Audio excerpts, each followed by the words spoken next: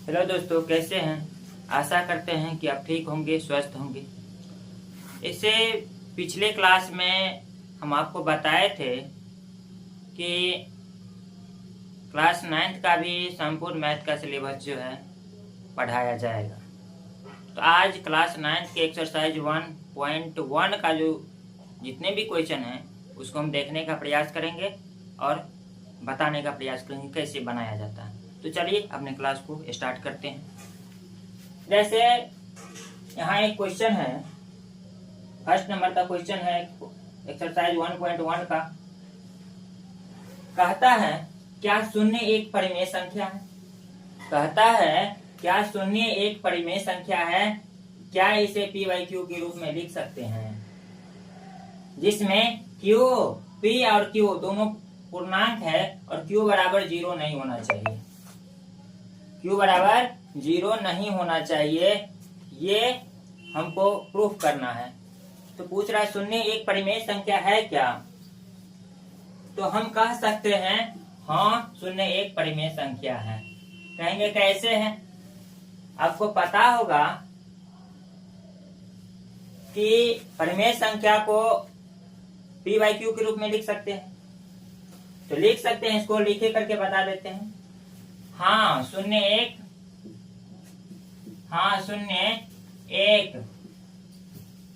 परिमेय संख्या है। शून्य एक परिमेय संख्या है। हाँ शून्य एक परिमेय संख्या है,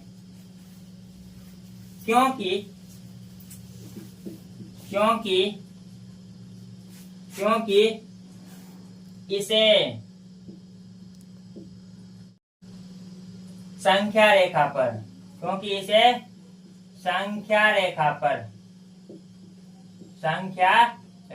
पर हाँ शून्य एक परिमेय संख्या है, क्योंकि इसे संख्या रेखा पर प्रदर्शित कर सकते हैं। प्रदर्शित कर सकते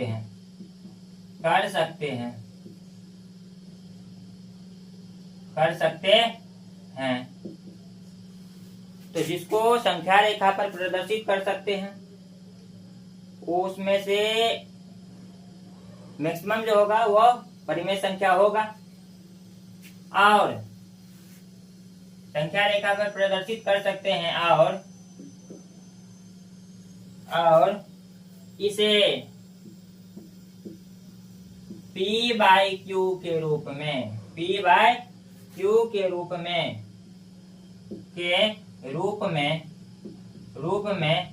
सकते हैं।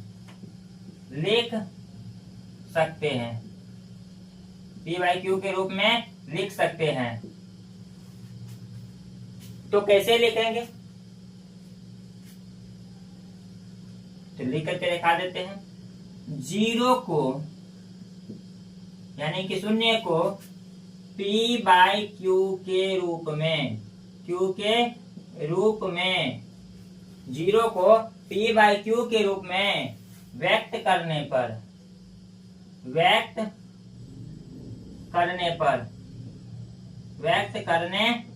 पर क्या होगा, कैसे लिखेंगे। जैसे p बाई क्यू होता है वैसे 0 बाई 1 तो लिख सकते हैं ना। जैसे p बाई क्यू होता है वैसे 0 बाई 1 तो हम लिख सकते हैं। तो इस रूप में ये प्राप्त होता है 0 बाई 1 के रूप में, यानी 0 बाई 1 के रूप में प्राप्त होता है।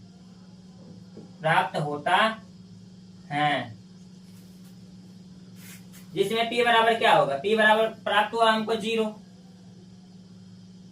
q बराबर प्राप्त हुआ 1। क्या q बराबर 0 प्राप्त हुआ, नहीं, यानी q इक्वल टू नॉट 0, क्योंकि यहाँ बताया गया था q बराबर 0 नहीं होना चाहिए। तो हमको इस दृष्टिकोण से यहाँ पर p बराबर 0 प्राप्त हुआ, q बराबर 1 प्राप्त हुआ और q बराबर 0 प्राप्त नहीं हुआ। जब q बराबर 0 प्राप्त नहीं होगा p बाई क्यू के रूप में लिख सकते हैं। तो हम कह सकते हैं कि हाँ शून्य एक परिमेय संख्या है, इसीलिए हम इसका आंसर क्या दिए, हाँ शून्य एक परिमेय संख्या है। समझ में आ गया होगा। अगर किसी भी प्रकार की दिक्कत हो तो आप कमेंट बॉक्स में पूछ सकते हैं, इसीलिए कमेंट बॉक्स ऑन है। और जितना हो सके, ज्यादा से ज्यादा हो सके इसको शेयर कीजिए और मैक्सिमम बच्चे तक पहुंचाने का प्रयास कीजिए। इसके बाद अगला सवाल है, उसको देखते हैं, इसको मिटा देते हैं। अगला सवाल को देखेंगे। अगला सवाल कहता है कि 3 और 4 के बीच 3 और 4 के बीच 3 और 4 के बीच 6 परिमेय संख्या ज्ञात करने के लिए। दूसरा नंबर सवाल क्या कहता है, 3 और 4 के बीच कितना परिमेय संख्या ज्ञात करना है, 6 को परिमेय संख्या ज्ञात करना है। तो आपको यह बात अच्छे से पता होगा, यहाँ पर लिख भी सकते हैं हल के रूप में। 2 का जो हल निकाल रहे हैं हल के रूप में तो लिख सकते हैं ना। हमें 6 परिमेय संख्या प्राप्त करना है। परिमेय संख्या प्राप्त करना है। कितना परिमेय संख्या प्राप्त करना है, 6 को।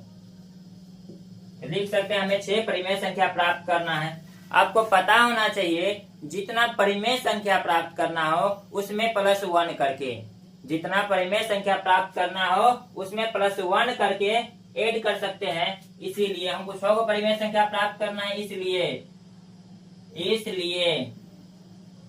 क्या किए, 6 + 1 किए तो क्या प्राप्त हुआ, 7। जितना परिमेय संख्या प्राप्त करना हो, ध्यान रखिएगा। तो इसको हम 3 और 4 को बाय में तो 1 दे सकते हैं। और जब बाय में 1 देंगे इसको हम 7 को नीचे और ऊपर दोनों से मल्टीप्लाई करेंगे। जैसे 3/1 दिए है ना, इसको मल्टीप्लाई करेंगे 7/7 से, यानी नीचे ऊपर दोनों जगह सेम नंबर से मल्टीप्लाई करना है। इसके बाद दूसरा था 4/1, इसको भी वही करना है। 4/1 इसको भी 7/7 से मल्टीप्लाई करना है।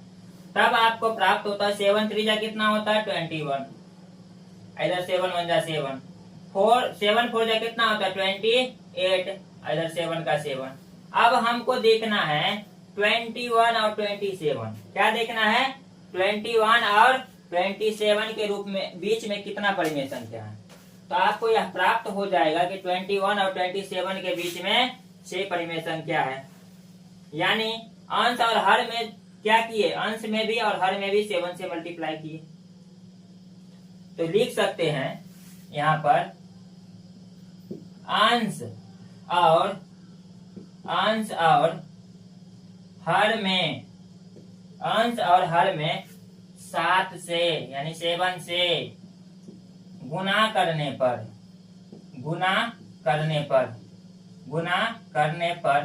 हमको क्या प्राप्त हुआ, 21/7 यानी 21/7 और 28/7 यानी कि 28/7। तो 21/7 यानी 21/7 और 28/7 के बीच में परिमेय संख्या जो है वो 6 को हो जाएगा। तो लिख सकते हैं के बीच में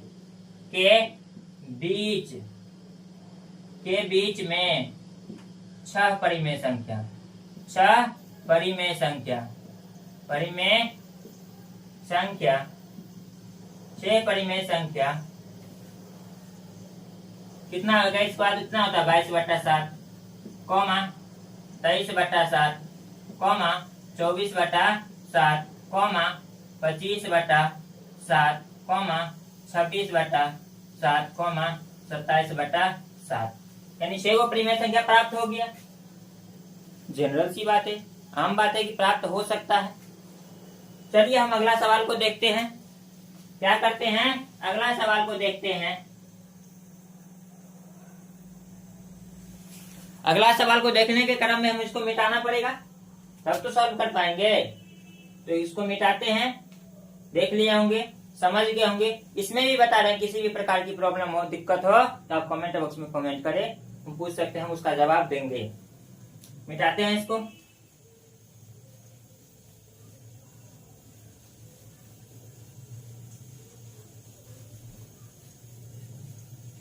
इसको मिटाते हैं और तीसरा नंबर को सॉल्व करने का प्रयास करते हैं। 3 नंबर क्वेश्चन कहता है 3/5 और 4/5 यानी 3/5 और 4/5 के बीच में कितना परिमेय संख्या प्राप्त करना है? 5 गो। कितना परिमेय संख्या प्राप्त करना है? 5 गो। तो हम ये आपको पहले बताए थे कि जितना परिमेय संख्या प्राप्त करना हो उसमें 1 प्लस कर सकते हैं। जितना परिमेय संख्या प्राप्त करना हो उसमें 1 प्लस कर सकते हैं। तो आप यहाँ पर लिखिएगा, यहाँ 3/4, यहाँ 3/4 और क्या है 4/5, 4/5 दोनों में हर समान है, दोनों में हर, यानी 3/5 था, मिस्टेक हुआ था, 3/5 दोनों में हर क्या है? समान है। दोनों में हर समान है, दोनों में हर समान है। तो क्या करेंगे? अब कितना परिमेय संख्या प्राप्त करना है? और हमें 5 परिमेय संख्या प्राप्त करना है। परिमेय संख्या 5 परिमेय संख्या प्राप्त करना है, कितना परिमेय संख्या पूछा था? 5 को परिमेय संख्या पूछा था। तो आपको पता है 5 परिमेय संख्या प्राप्त करना है, इसीलिए यानी इसलिए क्या करेंगे? 5 + 1 = 6। ऐड कर दिए 1। जितना परिमेय संख्या प्राप्त करना है उसमें 1 ऐड कर सकते हैं। अब ऐड करने के बाद करेंगे क्या? नीचे ऊपर, जैसे 3/5 था और दूसरा क्या था? 4/5। दोनों में सेम नंबर से मल्टीप्लाई करेंगे, यानी जितना ऐड करके प्राप्त हुआ है। तो 6/6 से प्राप्त मल्टीप्लाई करेंगे अंश और हर दोनों में। 6/6 से मल्टीप्लाई करेंगे अंश और हर दोनों में, यानी लिख सकते हैं अंश और हर दोनों में क्या? अंश और हर दोनों में 6 से यानी 6 से गुना करने पर क्या प्राप्त होगा? तो आपको यहाँ पर मल्टीप्लाई करेंगे, 6 3 जा 18 और 6 5 जा 30। यहाँ होगा 6 4 जा 24, यहाँ होगा 6 5 जा 30। यानी दोनों में क्या हो गया? हर समान है लेकिन अंश में डिफरेंस आ गया। अब हम यहाँ पर लिख सकते हैं आसानी से। क्या लिख सकते हैं? आसानी से लिख सकते हैं 19/30, 20/30, 21/30, 22/30, 23/30। ये पांचों का पांचों परिमेय संख्या इस प्रकार से प्राप्त हो गया। नॉर्मल सी बात है। तब अगला सवाल को देखेंगे। ठीक है, तो अब इसको मिटाते हैं और अगले सवाल की ओर चलते हैं। इसको मिटाते हैं और अगले सवाल की ओर चलते हैं, फिर इसको सॉल्व करने का प्रयास करेंगे अगले सवाल को। अगला सवाल कहता है 4 नंबर। 4 नंबर क्या कहता है?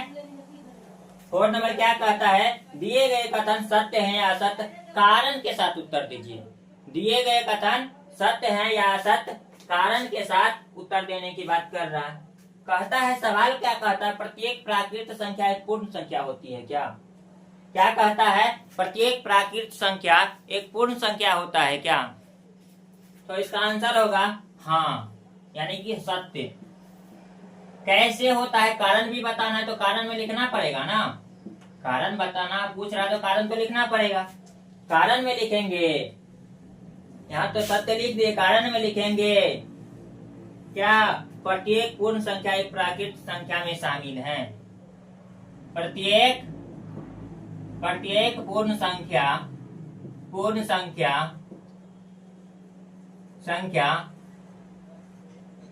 प्रत्येक पूर्ण संख्या प्राकृत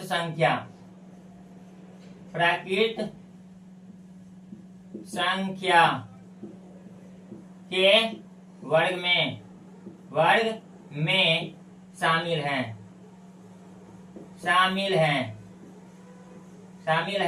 अब कैसे है शामिल? जब हम प्राकृत संख्या के को हम देखते हैं तो आपको प्राकृत संख्या की काउंटिंग शुरू होता है 1 2 3 4 डैश अनगिनत। और जब पूर्ण संख्या का डिफाइन हम याद करके होंगे तो उसमें होगा 0 से स्टार्ट 1 2 3 4 डैश। तब बताइए यहाँ पूछ रहा है क्या प्रत्येक प्राकृत संख्या पूर्ण संख्या में होती है क्या? तो 0 का हटा देंगे तो तब तो टोटल प्राकृत संख्या ही है, इसीलिए क्या होगा कथन सत्य होगा, यानी कि इस प्रकार से होगा। फिर इसका दूसरा नंबर सवाल कहता है, दूसरा नंबर क्या कहता है? प्रत्येक पूर्णांक एक पूर्ण संख्या है। क्या कहता है? प्रत्येक पूर्णांक एक पूर्ण संख्या है। तो आंसर होगा असत्य, आंसर होगा असत्य। और कारण तो देना होगा। कारण क्या हो सकता है? तो कह सकते हैं क्योंकि पूर्णांक में ऋणात्मक पूर्णांक भी शामिल होता है। कारण भी दे सकते हैं क्योंकि पूर्णांक संख्या में क्योंकि पूर्णांक संख्या में धनात्मक और ऋणात्मक संख्या भी होती है।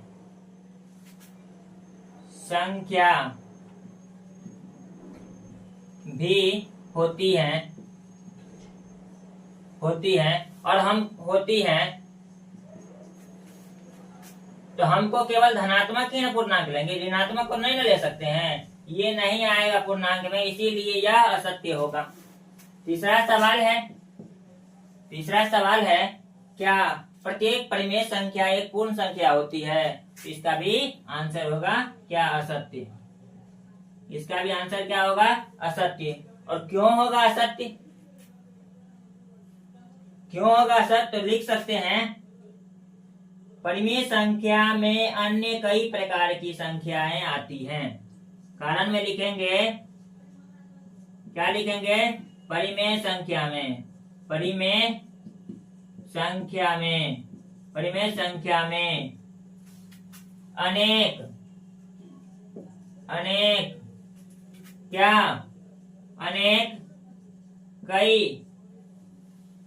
अनेक प्राकृत संख्या में अनेक कई प्रकार की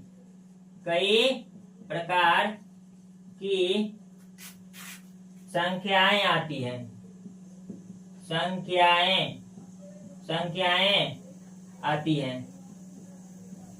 आती हैं जिनको पूर्ण संख्या के जैसे क्या होगा? जिनको पूर्ण संख्या के जैसे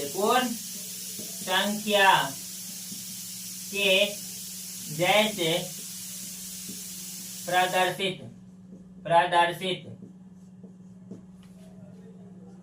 नहीं किया जा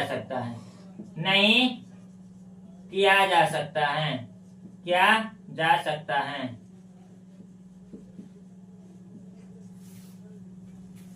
तो आपको क्लास 9 के एक्सरसाइज 1.1 के 4 सवाल थे और चारों सवाल को मैंने सॉल्व करने का प्रयास किया।